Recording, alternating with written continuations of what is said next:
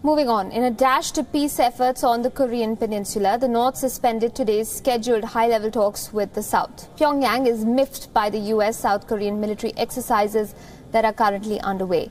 The North calls them detrimental to the peace initiative on the peninsula. North Korea's official Korean Central News Agency called the US-South Korean Max Thunder air combat drills a provocation and said that Pyongyang had no choice but to suspend the talks.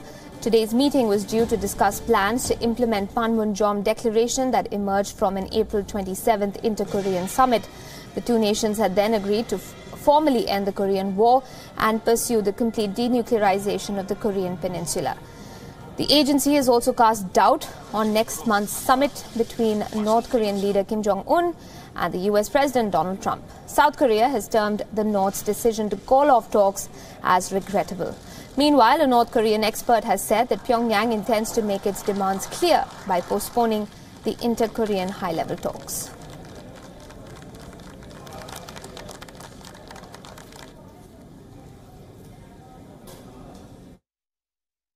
북측이 남북 고위급 회담 일자를 우리 측에 알려온 직후 연례적인 한미 연합 공중 훈련을 이유로 남북 고위급 회담을 일방적으로 연기한 것은 4월 27일 양 정상이 합의한 판문점 선언의 근본 정신과 취지에 부합하지 않는 것으로 유감입니다.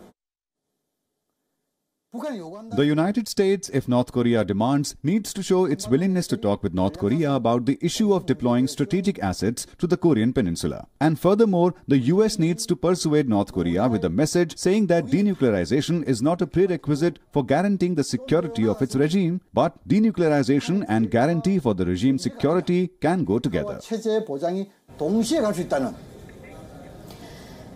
The US has also reacted to reports of Pyongyang suspending the talks with South Korea.